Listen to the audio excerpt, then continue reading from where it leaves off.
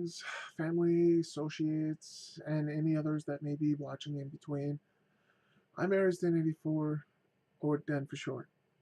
Today we got a serious subject to task off with. Um, this is actually kind of in response for Casual Jake Gaming. Let me just tell us. Uh, Major Swin Savon, the tongue twisted again. Major Savon Gaming, the Fud Factory, and the Junks. These it's in correlation of all of their videos because what I'm about to go through is can be devastating. Because in this case, I have to start off with saying I'm not normal. I have something that has been renamed twice in my lifetime alone. What started off as a auditory processing syndrome as morphed to more recent times known as auditory processing disorder. For that to understand, it's a good portion of my source for anxiety. It's and probably the cause of depression as well. This is something that cannot be cured. It's something I'm going to have for my entire life. I was born with it. It shares characteristics with ADHD, autism, dyslexia, and so many others, and is often comboed with all of those. So I am a dyslexic with auditory processing disorder. In this case, you do not really see my dyslexia kick in until I try to read aloud or write, because that's how my brain copes. Now, to understand this a bit, I'm going to take you on a little story with me. I'm actually going to start at the very beginning.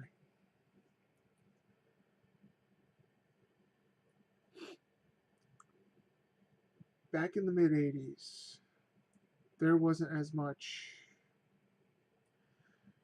understanding on mental disorders and things of that nature and things of that whatnot. So I want to say it was 86. My parents originally noticed that I was not picking up on the language skills as well as the other children of around my age. They had me tested to see what was going on. Back starting off around then, if I'm not mistaken. One doctor test classification said I was deaf. Another one said I basically, after a couple of the tests, they summed up and said I was mentally retarded. They had my hearing tested and in the process of that test, and that was fine. So, yeah, mentally retarded. If I'm not mistaken, it was a couple months later, and it was just a little after and it was after one of my birthdays, so I was 3 at the time. My parents went to visit my mom and dad went to visit my grandparents on my father's side. While up here, they decided to get the entire family together. In this case, 2 of my aunts and my other 2 uncles, and head over to what was a restaurant known as Ground Rounds back then. So the restaurant was in the weeds, and we had a large table because there's a lot of my aunts, uncles, and their children as well. which, if I'm not mistaken, back then should have been about 6 children altogether, including my father, and I kind of want to say closer to 12 adults, maybe 14. Back then, I only had a vocabulary of maybe at best 30 words. For a 3-year-old, that's not good. That's behind a lot. So, my grandfather happened to notice that I was starting to become irritated and frustrated with all the sounds because I was doing a clipping of this bit.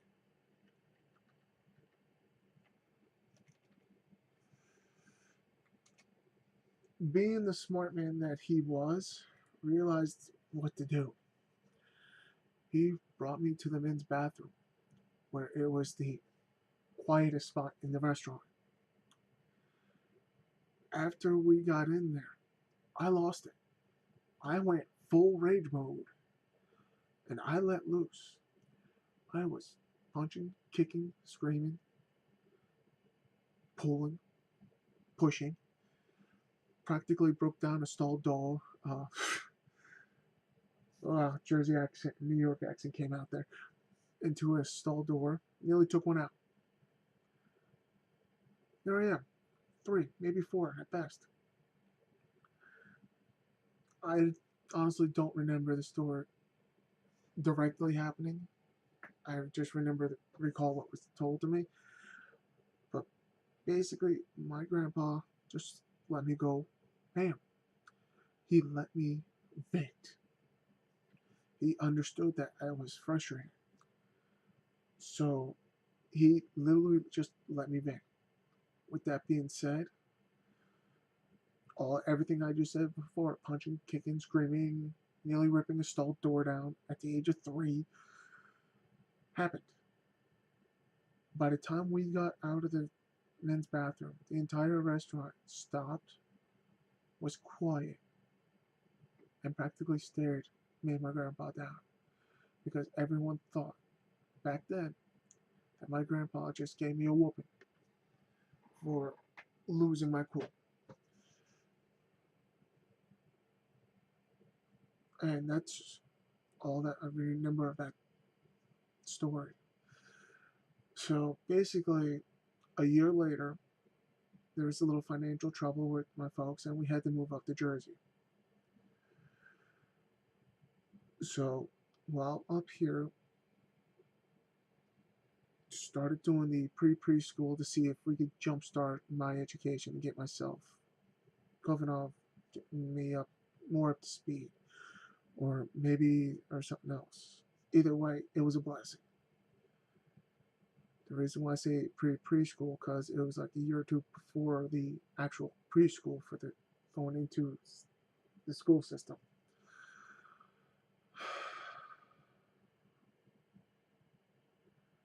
One of the new teacher aides back then,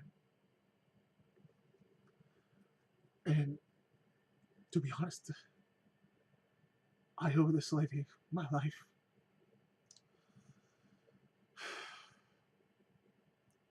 She realized that I was classified as mentally retarded and that I was completing puzzles that I should not be completing at all. That I completed the 250-piece puzzles, 500-piece puzzles, and I was doing it not over like time, but in a class, one just class, just to get going.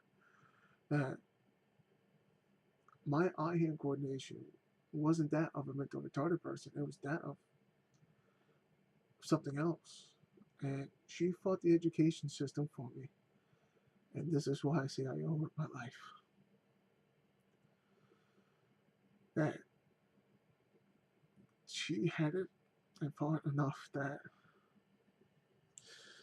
they had me retested. And that's when they went through everything. And they come to the conclusion that I had what was back then known as auditory processing syndrome, both audit and recessive, which means my intake of auditory information was slow and my putting it back out was also slowed.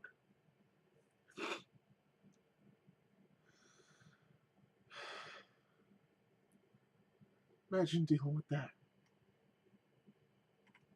That was when I was at the age of 4 that all occurred.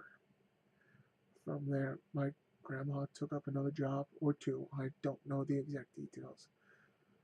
All I know is back then she worked 3 jobs full time, and it worked.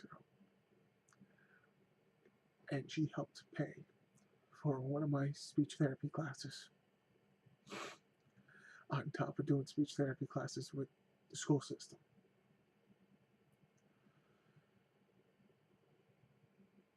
So, as story time with then shows, I went from being a 4-year-old with barely a vocabulary of 30 or 40 at that point to 6 year to a 6-year-old as of 2 years later to being a 6-year-old with the vocabulary of an 8-year-old. During that time, I learned many tricks, including how to force myself to hear, but that comes at a heavy cost that I did not know of at the time. So to understand the examples of story time then just now is that the auditory processing is that it's visually impaired, not visually, but the auditory impairing of speech learning and language learning, which will jumble up all sorts of things. So hearing similar words obviously will be confused majority of the time. Um,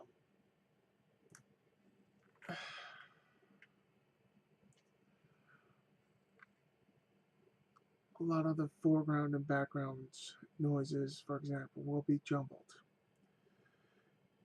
For example, let's say I'm having a conversation with somebody that's right next to me. I could literally be hearing everything for that day as if it was in the background, about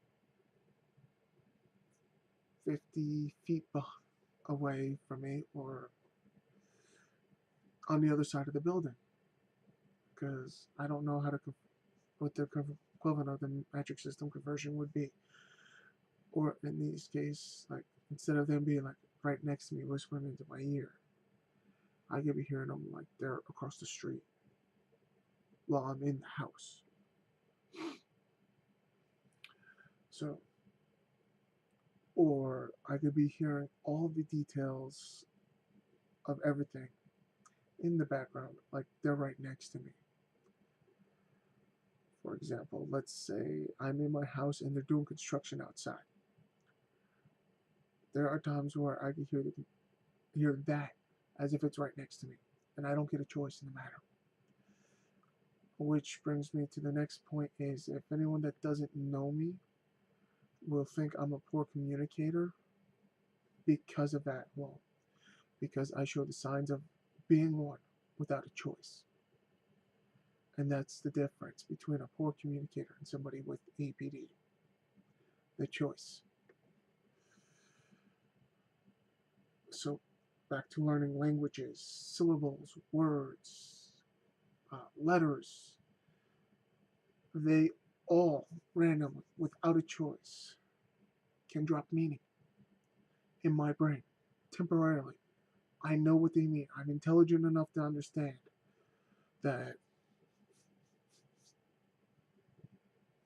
I'm going to go with the syllable ist. For example, used in the term scientist as one who studies science. It's the syllable it's itself for me can drop meaning randomly. Or deca could drop meaning.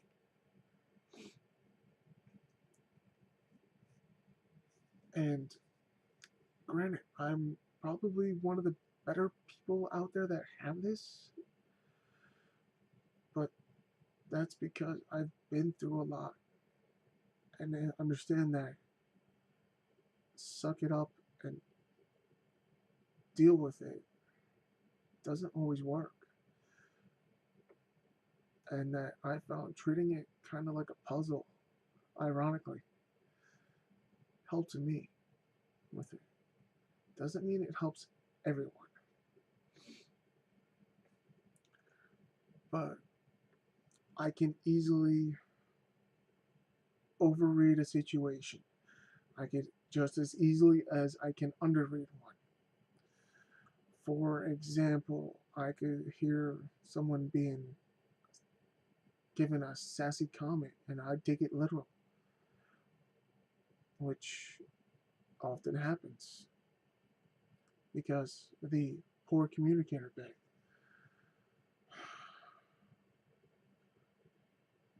Similar hearing words,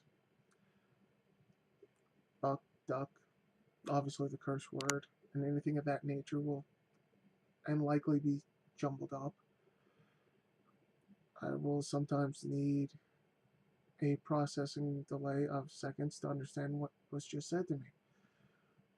Orally presented multitask information, for example, while at work, will be is harder for me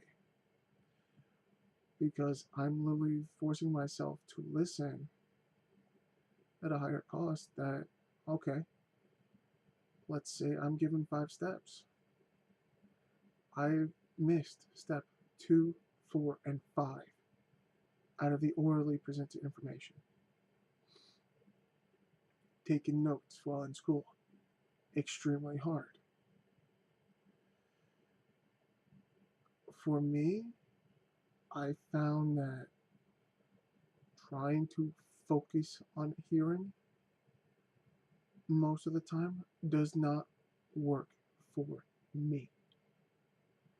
That instead of trying to listen or forcing myself to try to listen, which, by the way, doing that is extremely painful because before the end of the day, chances are I'll have a migraine. And that's just on the light side. Forcing my brain to work like that pulls equivalent of, I'm going to break down to computer terms for you because that's the easiest way. The brain's processing power. Well, if I'm overcharging one area, where is it getting the power from the others? Something's got to give. Often, it's usually the short-term memory that's sacrificed. Details in the short-term memory. Lots of them. The color of the sky. Color of the beautiful young lady you just met. Things of that nature. The number you just got that you were just told. You're not going to remember that. You forced yourself to listen. Could be for hours. Could be the short-term memory for the week. Could be for the 2 months. And doing it on a daily basis, you lose years of those kind of details, and fast. To the point where if you do it too much, you could lose. In my case, I've lost some memories, long-term memories, because of forcing myself to do this. Things that I had forgotten about. And I had a friend remind me that's what I did back then. Because I did not remember. Because my brain sacrificed it and burned it up to use it for short-term stuff. Which sucks. It really sucks. And that, yes, there's flare-ups where all this and everything else can happen in the same day. I don't have control as much as people think. It's a you have to go with the flow kind of thing. And as cold hearted as it sounds, or as whiny as it sounds, stepping back and looking at it at a more logical base, or as some people would put it, cold hearted or emotionalist, let you be in better control of yourself and you get more out of it while dealing with this. Now, some of the flare ups can be occurred from being overly emotional, easily over emotional. Could be you overread a situation and as well. This is my anxiety, is dealing with this and putting up with this. And I try my best. It's also why I try to spin and look at things on the positive side on everything. Because, yes, this is my negative. I lose memories for trying to force myself to listen. It has affected my career, my schooling, and a lot in my personal life.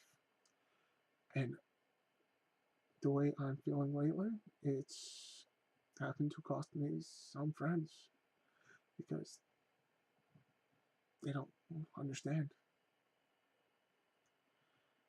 I've got three great friends I could always count on. And this can also be a relationship breaker. How would this affect you if everything you heard relied on for input situation, on it, for input for communication, for relationships, for things of this nature, on a standard? And how would this affect you? That you could not trust what you heard from a loved one, from a stranger, from your girlfriend, from your wife, from your lover, partner. I don't care. How would this affect you as a person if you could not trust every little thing you heard? Because whether it was a word dropped its meaning, or because you did not interpret half of what was said, or your background and foreground have merged and are now beating as if you're right next to you. How would you deal with it? How would you put up with it? I am lucky to have done everything that I have done in my life, including shutting down an airport when I was 4.